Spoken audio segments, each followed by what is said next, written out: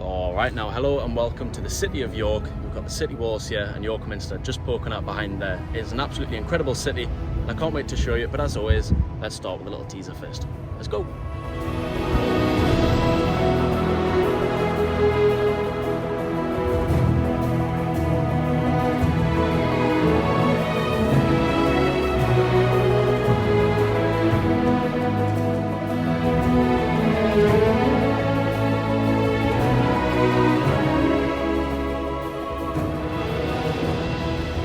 Right now, so starting off right behind me here, we've got York Minster, which is an absolutely insanely beautiful cathedral, but we're actually going to start this video somewhere a little bit more subtle.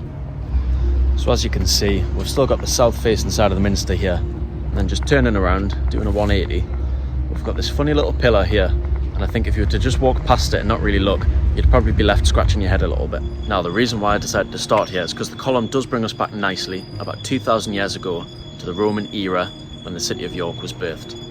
So anyway, like many other British cities, York was founded during the Roman conquest of Britain, and it all began when the Romans built a legionary fortress not far from here, which would have housed about 5,000 Roman soldiers. And the fortress and the city adopted the name Eboracum. But anyway, I think that's enough about history. I'm going to take you to my favourite street in the whole of York.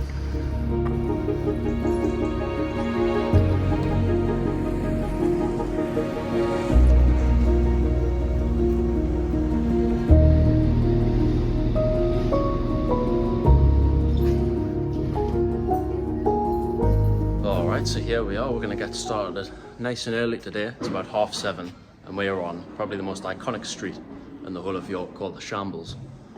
And look, I've pretty much got it all to myself, but when I was here yesterday about 12:30, as you can imagine, there's quite a lot of people and this street's only narrow.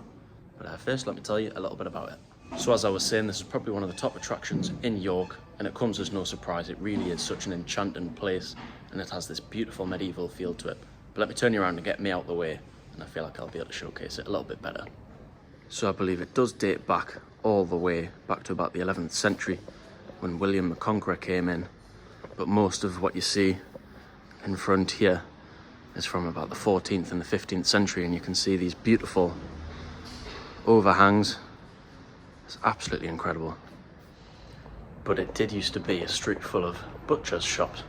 And as you can see, they've sort of still kept on, obviously not the original, but these sorts of shelves where they would have the meat on, and I believe you can also see some of the original meat hooks outside some of the shops. But now you'll sort of find quirky gift shops, sweets, alcohol and gifts and that sort of thing. And also there's quite a lot of shops which are sort of Harry Potter themed, and if you might have thought already, definitely seems quite similar to Diagon Alley in Harry Potter, and it's rumoured to have inspired that in Harry Potter anyway, and it's no surprise.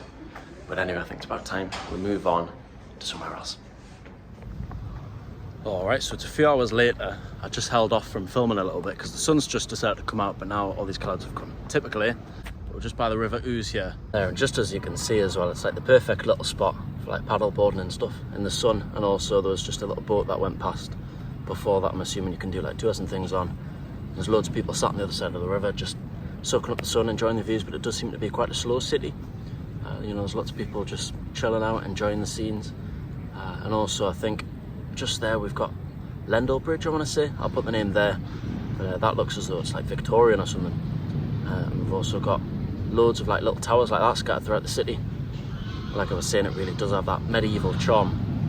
Beautiful, beautiful place, and I can't wait to explore the rest of it. But for now, I think what we're going to do is we're going to find the city walls, and we're going to look across some of those because they do look pretty impressive. So let's go and do that. Alright, now just a couple of minutes walk away from the River Ouse. We've found them, and they are hard to miss, by the way. We've got York city walls right here. We've got the Minster just in the background there. But they are the best preserved, or thought to be the best preserved medieval walls in the whole of England, which is pretty impressive. And they're 3.6 kilometres long, so just over 2 miles. So it's a lovely way to fill out your day to walk along them. So anyway, what we're waiting for, let's get up those stairs there and have a little wander.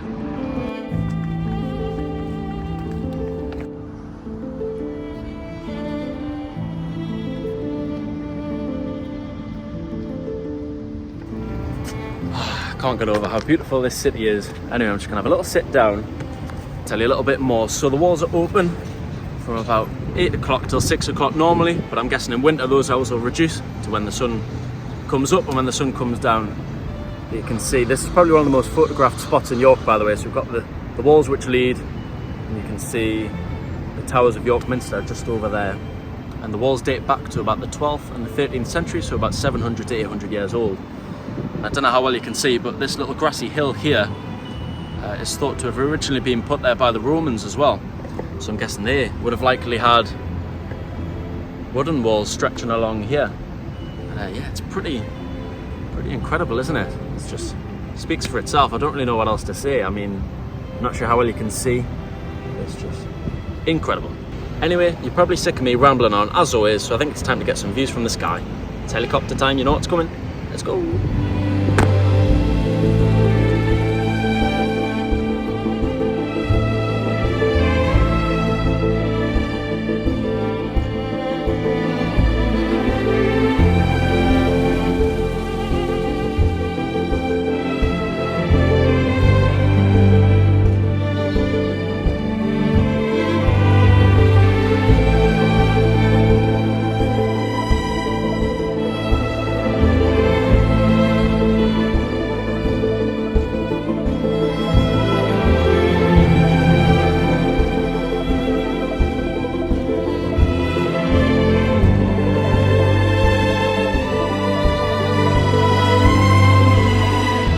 Getting back onto solid ground, I carry on my walk along the longest medieval city walls in England, and then get some views onto the city's Victorian train station, passing some nice new apartment blocks along the way, and getting final glimpses back onto the imposing Gothic steeples of York Minster. Now I've got to say, if those drone shots weren't enough to get you here to come and visit York for yourself, I don't know what'll tempt you, but anyway, we're just going to carry on our little wander and see where we end up.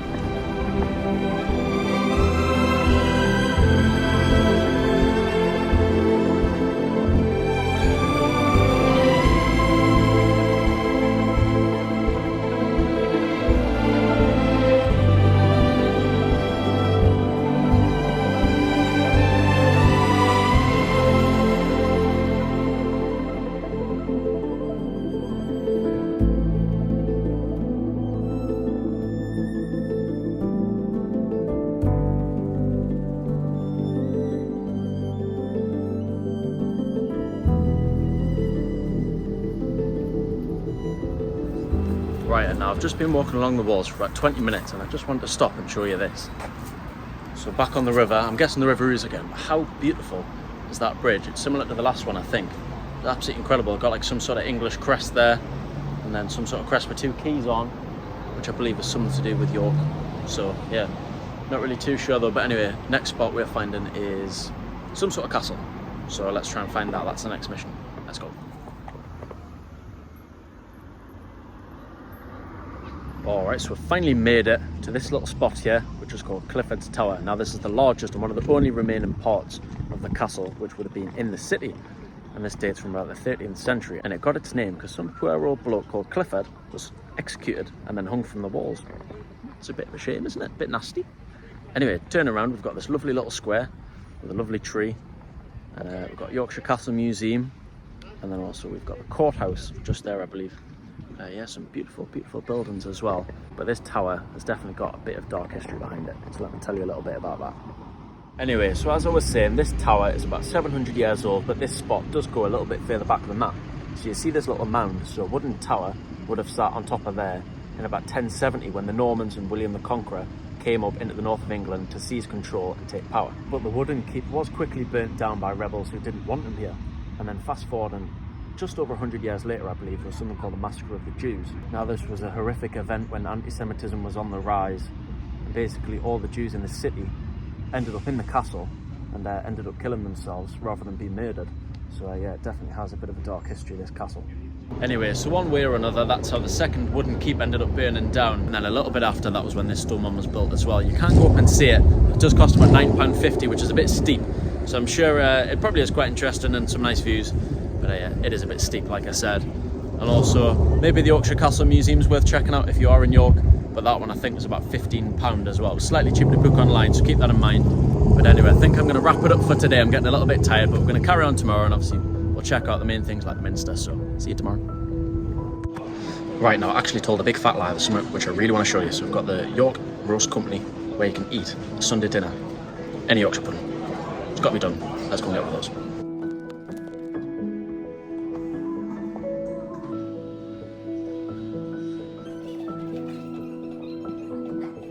those. So just a little quick food update. So it was alright, but it was a little bit expensive for what it was. And if you've never tried a roast dinner or a Sunday dinner in England, make sure you get yourself to a proper pub and try a proper roast dinner. You'll not, can't speak English, you'll not regret it.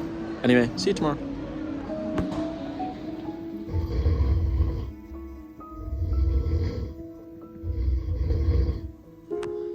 Alright, now good morning. It's a nice early start again today. Just walking along the river. It's beautiful, isn't it? Nice reflections, it's nice and calm. But we're going to head into the city centre. We've got quite a bit to get through this morning. So let's go, I'll see you there.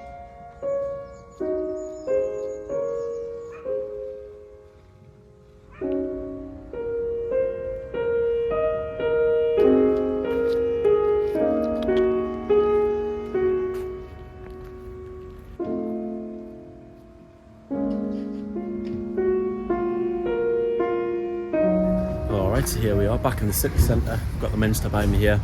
And you can see there's a few people dashing around, commuting for work. Yeah, I mean, it's absolutely incredible, but obviously it's not open yet, so I'll save the Minster for later. So we'll try and go inside, and I think you can pay to go up the tower as well, so that's pretty exciting.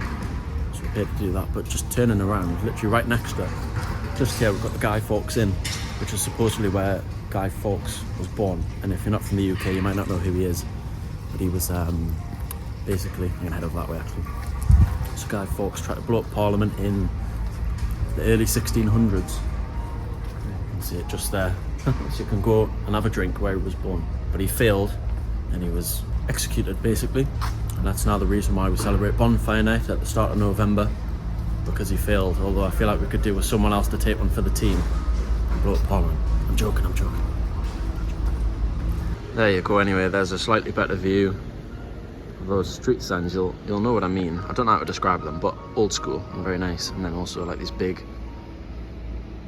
windows, and then also sort of those overhangs which I was talking about, which you see on quite a lot of the old buildings. We're just gonna head over this way. So I've just come to a lot of crossroads here, but there's loads of these little winding cobbled streets, and we've got another one just this way. Fortunately, there's lots of noisy vans going around at this time, probably dropping off supplies and stuff. But I just wanted to say as well, I haven't really touched on it yet, but there's so many nice little shops and like old pubs as well, proper British old pubs. But I think this is probably one of my favourite streets after the Shambles.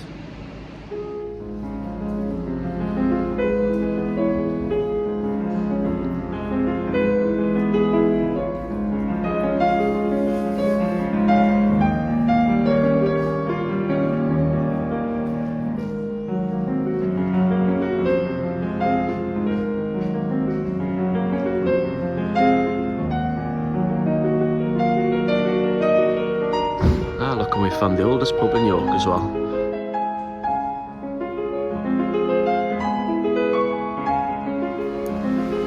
then I think this might be one of my favourites as well. Got the punch bowl there.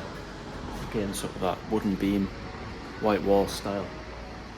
It's gorgeous, isn't it? So yeah, even just, you know, if you come to York, even just wandering through the streets, absolutely incredible.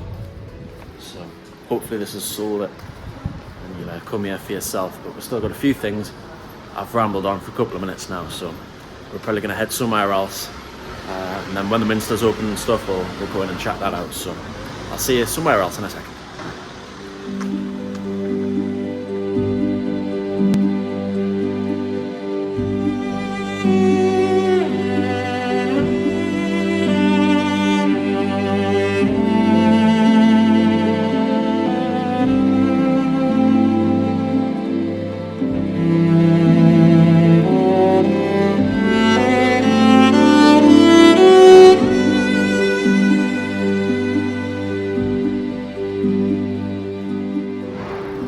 So we've just wandered onto the other side, and I have already shown you it from this angle, but it definitely is the best view on at the Minster.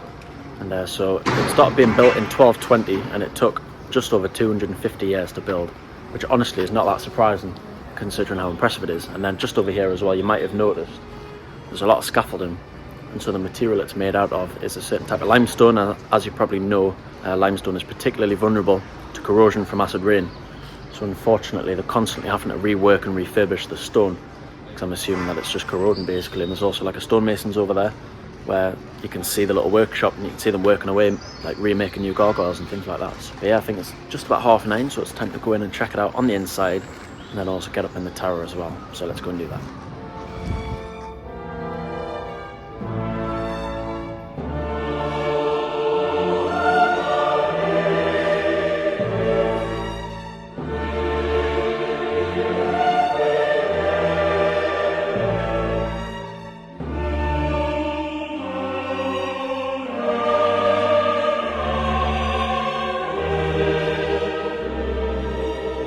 Right now I've got a ticket to go up the tower, 275 steps later, see you at the top.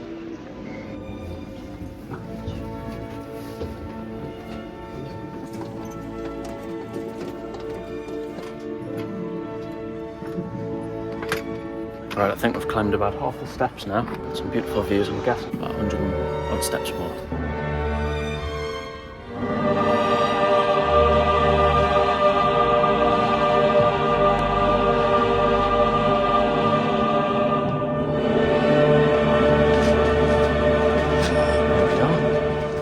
Here we are at last.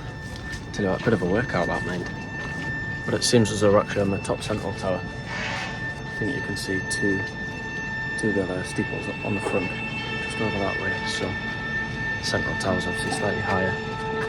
So let me turn you around and show you the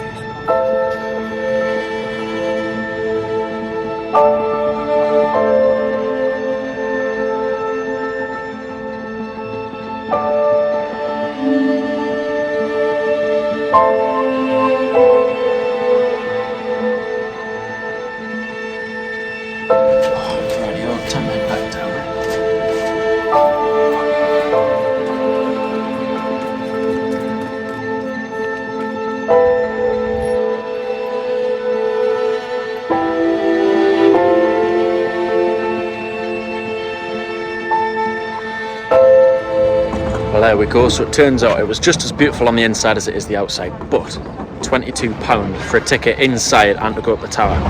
Nearly broke the bank account. Anyway, I'm going to head to one of the free art galleries and we're probably going to wrap it up because it's been a long 2 days. Right now, unfortunately, I am a little bit pressed for time and I'm not going to be able to squeeze anything else in, but what I'm going to do is I'm going to list a few things extra which you can do if you're in York. Some honourable mentions of things to do are the famous and immersive York Dungeons experience, or perhaps relive York's Viking history at the Jorvik Centre, do a nighttime ghost tour, a riverboat cruise, have a drink on the River Ouse, visit the Army Museum or Birds of Prey in York Museum Gardens. Alright, anyway, so here we are in the York Museum Gardens. Got York Museum just over there. I am having to wrap up because I'm having to get my train back to Newcastle in just an hour or so. But anyway, I did just want to say, obviously I've only been able to show a small snippet of York, and obviously there's so much more to see and do, but I'm hoping that I've managed to do it justice. But as always, thank you for watching. I've actually got plenty more videos to watch if you want to enjoy those. I've just finished my Lost in Europe series, where I've went to loads of weird and wonderful places in Europe. So check that out if you want, and also I've got a nice video for my city, Newcastle upon Tyne. So check that out, I'll link that at the end. But anyway, thank you for watching, as always. See you later, take care, goodbye. Come to York. Bye.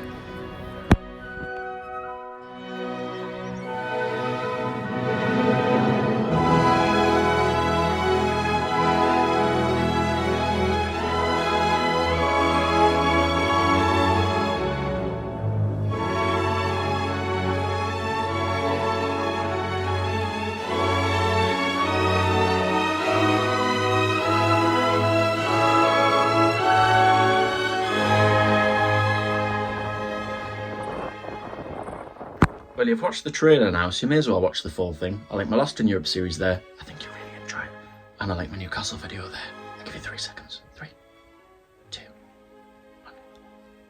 Goodbye.